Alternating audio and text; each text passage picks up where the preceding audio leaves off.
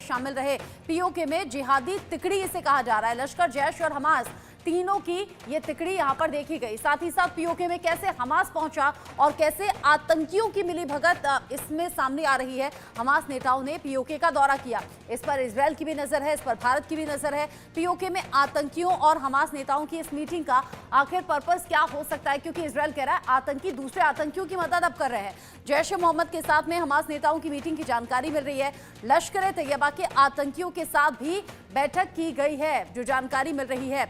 जिस तरीके से हमास नेताओं ने पीओके का दौरा किया है, उसके अलग अलग मायने निकाले जा रहे हैं। एक तरफ तो इजरायल और हमास के बीच में युद्ध विराम पर समझौता हुआ, फिर उसके बाद हमास अगर पीओके में पहुंचता है, आतंकी संगठनों से मुलाकात करता है, ये मीटिंग होती है, तो क्या ये आगे की कोई प्लानिंग है और आतंकी दूसरे आतंकियों की कैसे मदद कर रहे हैं, ये बड़े सवाल हैं। साथ ही साथ आप जान भी लीजिए कि कौन है हमास, कैसे पीओके में दौरा, ये अलग मायनों में देखा जा रहा है। यहाँ आप समझिए कि एक फिलिस्तीनी आतंकी संगठन है हमास, और गाजा में जो कुछ तबाही हुई उसमें बड़ी भूमिका हमास की रही है, क्योंकि एक बड़ी वजह यही थी इजरायल के टारगेट पर। इजरायल के खिलाफ युद्ध लड़ रहा है लगातार हमास। इजरायल और हमास के युद्ध में हजारों जानें जा चुकी हैं। अभी तक मध्य पूर्व तक ही हमास सीमित है, लेकिन अब पीओके का दौरा, यानी कि क्या कदम बढ़ रहे हैं पीओके में हमास की दिलचस्पी से, अब खतरे में यहां माहौल नजर आ रहा है, न सिर्फ इजरायल के लिए बल्कि भारत की भी नजर। इस्लामिक जिहादियों के एकजुट होने के संकेत यहां पर मिलते हुए नजर आ रहे हैं। कश्मीर के मुद्दे पर एक हो रहे हैं इस्लामिक जिहादी, ये माना जा रहा है। पीओके में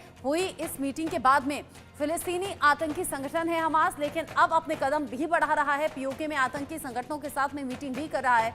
इसके अलग अलग मायने हैं, और अगर इजरायल की इस पर नजर है, और अगर इजरायल भड़का है इस बात से कि कैसे हमास पीओके पहुंचता है, क्या कोई नई साजिश रचने की आशंका है, और क्या भारत को भी इससे सतर्क रहने की जरूरत है, ये तमाम ऐसे सवाल हैं जो बने हुए हैं।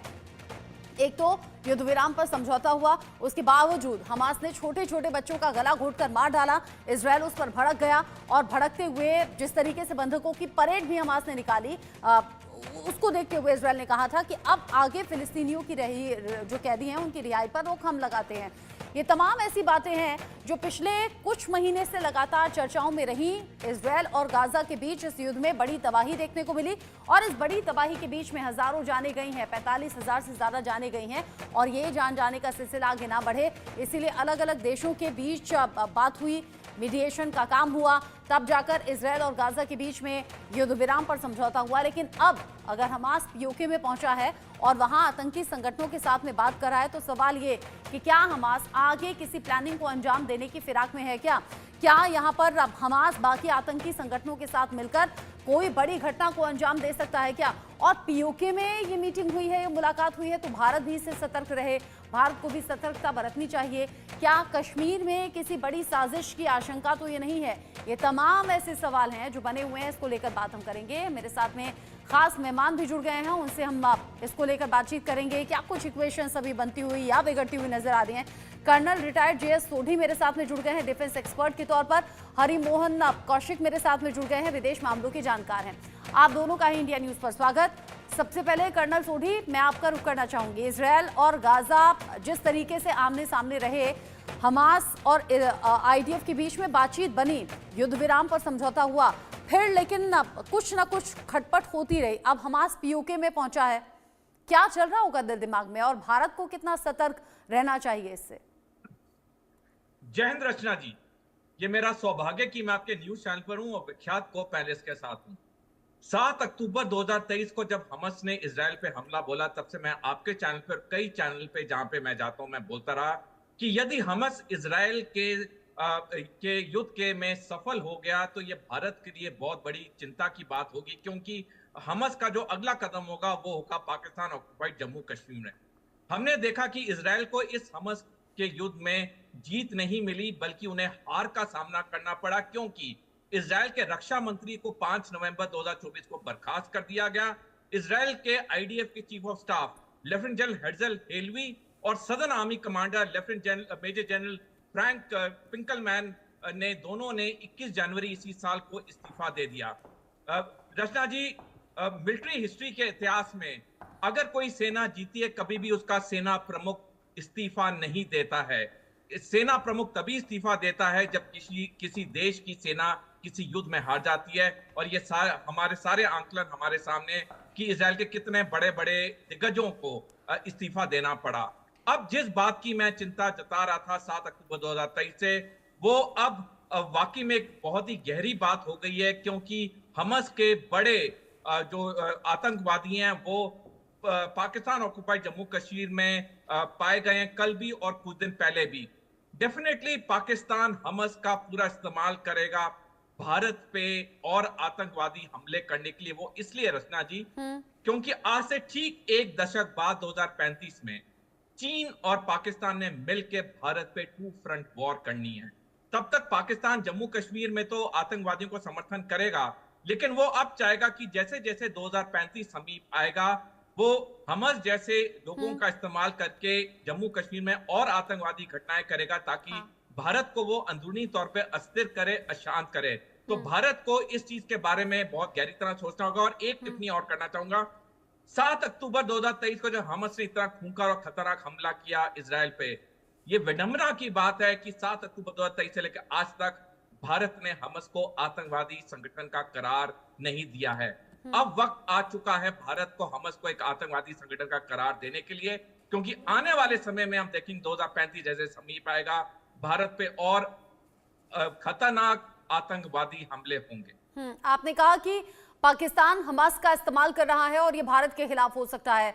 हरिमोहन कौशिक जी, पाकिस्तान हमास का इस्तेमाल कर रहा है या फिर हमास भी पाकिस्तान का इस्तेमाल कर रहा है, आतंकी संगठनों का इस्तेमाल कर रहा है? और जो इजराइल की आशंका है कि एक आतंकी दूसरे आतंकी की मदद करता है, और अगर ये आतंकी संगठन आसपास आते हैं, पास में आते हैं, साथ में आते हैं, तो फिर चिंता की बात तो दुनिया के अलग अलग देशों को होनी ही चाहिए। मैं इस पूरे के पूरे वॉर को एक ग्लोबल वॉर की फॉर्म में देख रहा हूं, जिसमें अगर इजराइल हमास के साथ लड़ रहा है तो वो एक लड़ाई इस तरीके की देख पा रहा हूं जो कि एक स्टेलमेट की फॉर्म में रुकी है। और इसे स्टेलमेट भी नहीं कहूंगा, क्योंकि हमास कोई एक प्रॉपर आर्मी तो है नहीं, एक नॉन स्टेट एक्टर्स का एक ऐसा मतलब मिलिशिया ग्रुप है जिसने इजराइल के ऊपर बहुत ही छिप के हमला किया। लेकिन मैं इस लड़ाई को ऐसा देख रहा हूं जैसे एक पर्टिकुलर डीप स्टेट लड़ रहा है। डीप स्टेट क्या कर रहा है कि उसे लड़ाई के लिए अलग अलग जोन्स चाहिए थे, और मैं इस लड़ाई को मैं 23 अक्टूबर के बाद 7 अक्टूबर 2023 के बाद मैं इसको हमेशा से ऐसे कहता आया हूं कि ये लड़ाई IMEC, India middle east economic corridor जो है उसको सेव करने के लिए, सऊदी अरेबिया जो अपने यहाँ पर ट्रेड हब्स बनाने की कोशिश कर रहा है उसके लिए, और अमेरिका को यहाँ पर गाजा स्ट्रिप को पूरे तरीके से खाली करवाने के लिए ये लड़ाई लड़ी जा रही है। अब इसमें अमेरिका इसे इजराइल को वेपन्स भी दे रहा है, सपोर्ट कर रहा है, सब चीज़ें कि आप हमास से लड़ो। तो ये लड़ाई की जगह असलियत में एक तोड़फोड़ थी जो बहुत लंबे इलाके के अंदर, गाजा के एक बहुत लंबे इलाके के अंदर की गई। अब उसके बाद ट्रंप आता है, ट्रंप आके कहता है मैंने यहाँ ये लड़ाई खत्म हो गई है और मैंने यहाँ पर एक रियल एस्टेट जो है बिजनेस, या यूँ कहें कि बहुत बड़ा रियल एस्टेट डेवलपमेंट करना है। मैम इसका सीधा मतलब ये है कि हिडन ऑब्जेक्टिव उस डीप स्टेट का ये था कि यहाँ से इस पूरे के पूरे टेररिस्ट ऑर्गेनाइजेशंस या जो भी एक डिस्टर्बिंग एलिमेंट्स हैं उनको यहाँ से कैसे भी करके भगा दिया जाए, और उसके बाद इस पूरे रीजन के ऊपर कब्जा करके अमेरिका यहाँ पर अपना एक बेस बनाए, क्योंकि रियल एस्टेट की आड़ में वहां पर एक बेस बनता हुआ नजर आ रहा है जो मेडिटेरेनियन सी, स्वेज कैनाल, IMEC सबके ऊपर कंट्रोल करता हुआ दिखाई देगा। अब रही बात यहां पर, अब हमास को हम POK के अंदर जो देख रहे हैं, POJK के अंदर जो देख रहे हैं, देखिए मैडम यहां पर ऐसा पहले से होता रहा है। जब अफगानिस्तान में एक बड़ी लड़ाई खत्म हो गई तो उस बड़ी लड़ाई के खत्म होने के बाद अफगानिस्तान के बहुत सारे टेररिस्ट्स को सीरिया और इराक के अंदर शिफ्ट कर दिया गया, ISIS डेवलप की गई। जब ISIS का रोल यहाँ पर खत्म हो गया तो वो छोटे मोटे STS वगैरह की फॉर्म में इस एरिया में रहे, लेकिन वो आपको अफ्रीकन कॉन्टिनेंट के अंदर भी बहुत सारी जगहों पर दिखाई देते हुए नजर आएंगे।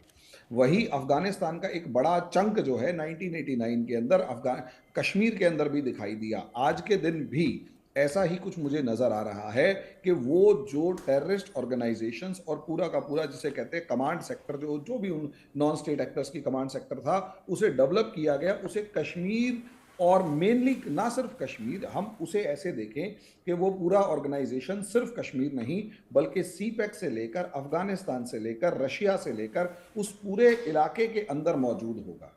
और वो पूरा का पूरा रीजन जो है वो कहीं ना कहीं अगर डिस्टर्ब होता है तो India, China, Russia, Afghanistan, Pakistan इन सबको बैलेंस करने के काम आएगा। और यही एक रीजन है कि यहाँ पर हमास जैसे ही आएगा तो इन सबको टेंशन बढ़ती हुई दिखाई देगी। जी।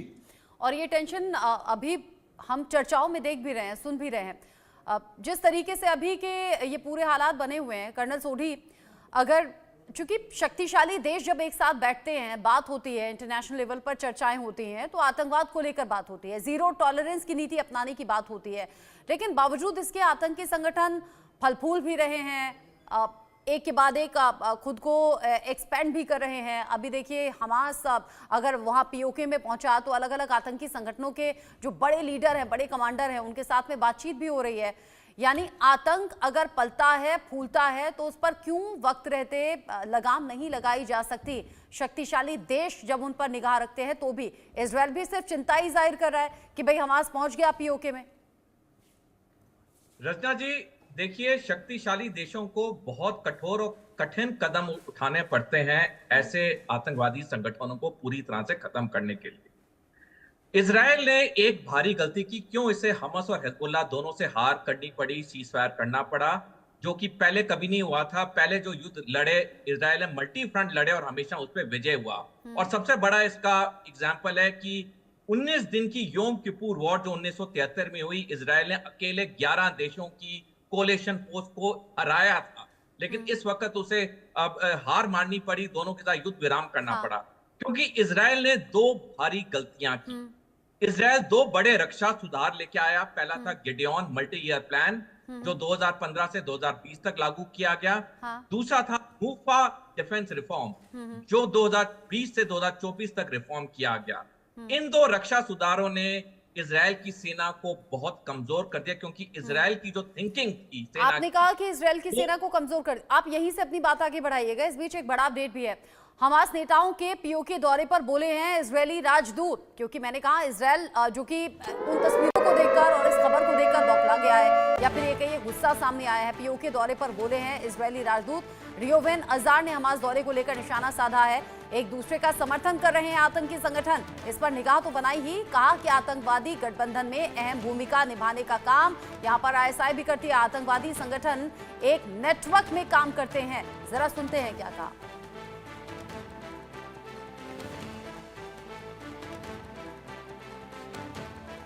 Unfortunately, terrorist organizations work in networks, and many times they find ways to support each other in a way that is detrimental for many countries, not just for our region.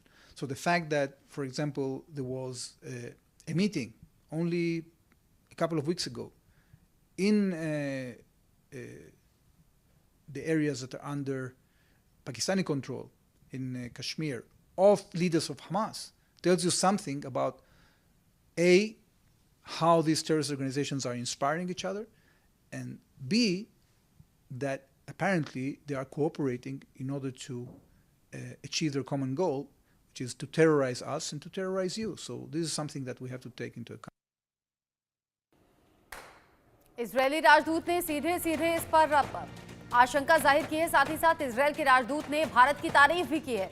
Bharat के साथ में Israel के रिश्ते अच्छे हैं, ये रियोवेन की तरफ से कहा गया। साथ ही कह दिया कि पीएम मोदी की दोस्ती इजरायल के लिए बहुत खास है।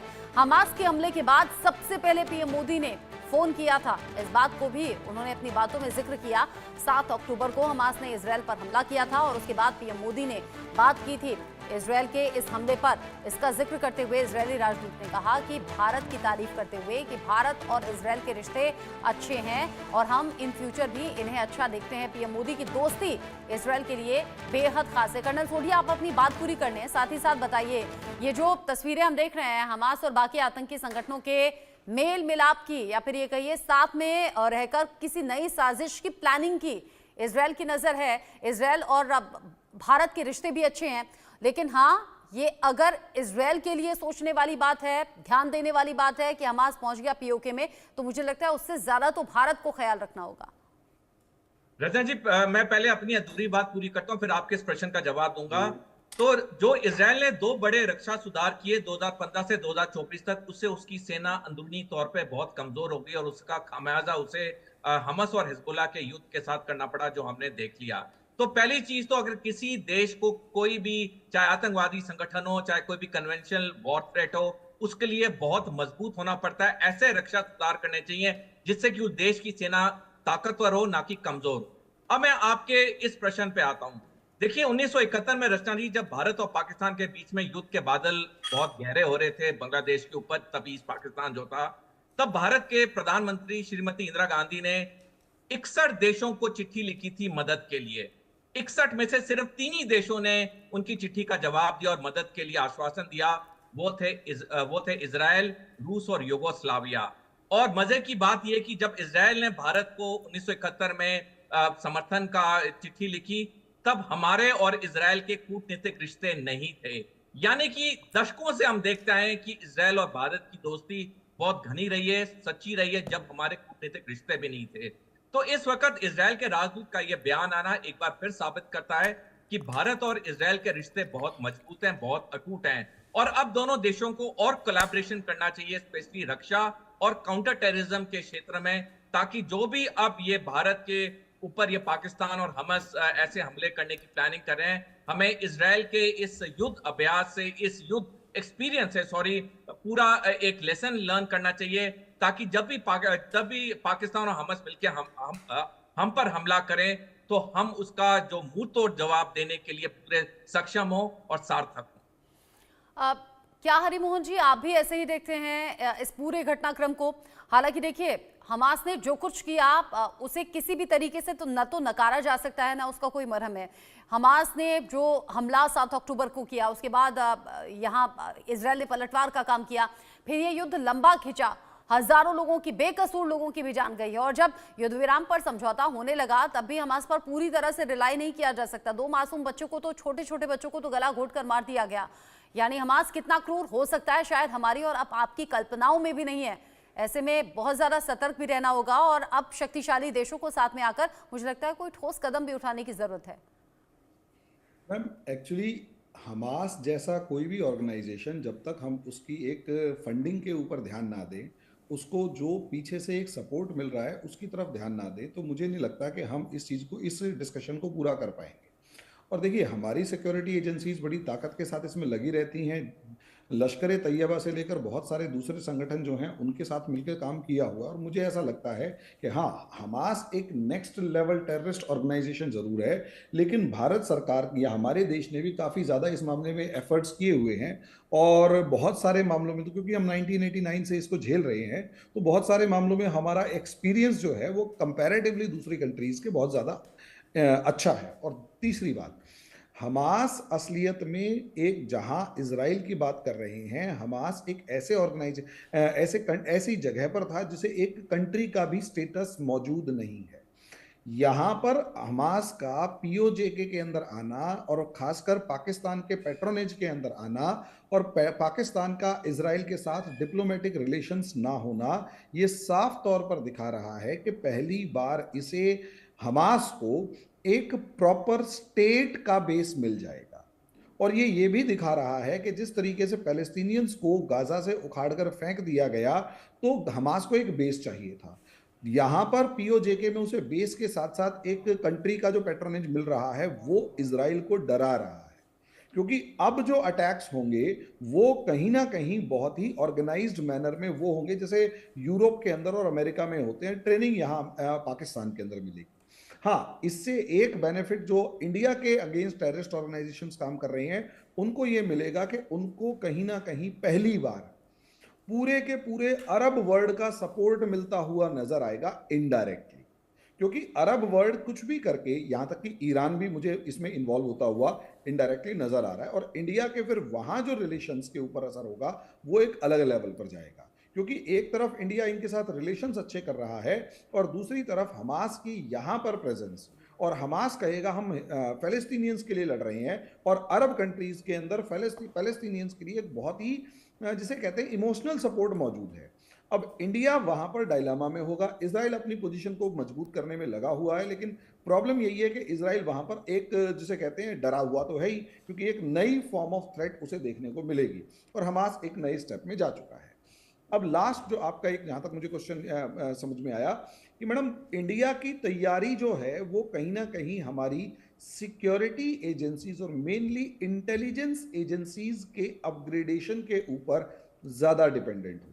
क्योंकि जितना ज़्यादा, क्योंकि हमास इस मामले में जिस तरीके से इजराइल पर अटैक किया, वो अगर ट्रेनिंग लश्कर तैयबा या इन जैसे ऑर्गेनाइजेशंस को मिलती है तो मुझे ये डर का कारण लग रहा है, ये चीज़ें डरा रही हैं, क्योंकि ये एकदम से बहुत ज़्यादा दबाव क्रिएट करेंगे हमारे रिसोर्सेज पर, हमारे ट्रेनिंग प्रोसेसेस पर और सब चीज़ों पर। जी जिस तरीके से आपने पूरी बात बताई है, कर्नल सोढी आपका एंड कमेंट और लास्ट रिएक्शन में लेना चाहूंगी। जम्मू कश्मीर में जो हालात हम देख रहे हैं, सीमा पार से जो साजिशें हम देख रहे हैं, वो तमाम इंतजाम के बावजूद कुछ छुटपुट घटनाएं होती हैं या करने की कोशिश होती है। अगर हमास वाकई हाथ मिला लेता है पाकिस्तान में बैठे हुए आतंकी संगठनों से, तो क्या ये बड़ा खतरा नहीं है, और क्या खुद को और ज्यादा अपग्रेड करने की जरूरत नहीं है हमें? रजना जी, 36 साल हो चुके हैं जब जम्मू कश्मीर में आतंकवाद शुरू हुआ। ये 1989 के अंत में शुरू हुआ था और आज तक चल रहा है। बेशक थोड़ी गिरावट आई है वहां पे आतंकवादी वारदातों की, लेकिन आतंकवाद वहां पूरी तरह खत्म नहीं हुआ। जैसे पंजाब में पूरी तरह 15 साल में खत्म हो गया था, यहाँ पे 36 साल हो गए, यहाँ लगातार चल रहा है। और जैसे मैंने पहले कहा रचना जी, पाकिस्तान 2035 को जम्मू कश्मीर में आतंकवाद को पूरा समर्थन करता रहेगा, और जैसे जैसे हम 2035 के करीब आएंगे, इन वारदातों में पाकिस्तान हमस के साथ मिलकर इजाफा करेगा। तो हमारे पास डेफिनेटली एक दशक का समय बहुत होता है। इसमें हमें अपनी कई स्ट्रैटेजीज को रिवर्क करना पड़ेगा। हमारी खुफिया एजेंसीज की जो इंटेलिजेंस गैदरिंग सिस्टम्स हैं, उस पर नए तौर से नई टेक्नोलॉजी लानी होगी, ताकि अगर 7 अक्टूबर 2023 वाला जैसा हमला हो तो हम पूरी तरह से तैयार हों। क्योंकि जिस तरह से हमस और पाकिस्तान मिल चुके हैं, ये वाकई में भारत के लिए बहुत बड़े खतरे की घंटी है। हमारी सेना वाकई हर तरीके से सक्षम है, मजबूत है, और हमें अपनी सेना पर गर्व भी है। लेकिन हाँ, अगर हमास जैसा खूंखार संगठन पीओके में बैठे हुए आतंकी संगठनों के साथ हाथ मिलाता है, तो पहले से ज्यादा सतर्क रहने की भी जरूरत है, और ये वक्त की जरूरत है कि हम खुद को और ज्यादा अपग्रेड करें। बहुत शुक्रिया, आप दोनों ही इस डिस्कशन में साथ में रहे और इंडिया न्यूज के साथ जुड़े। लेकिन आगे कुछ और खबरें होंगी और कुछ और बड़े टॉपिक्स होंगे, उन पर दोबारा से हम आपका रुख करेंगे। एक छोटा सा ब्रेक यहाँ पर ले रहे हैं, लौटेंगे।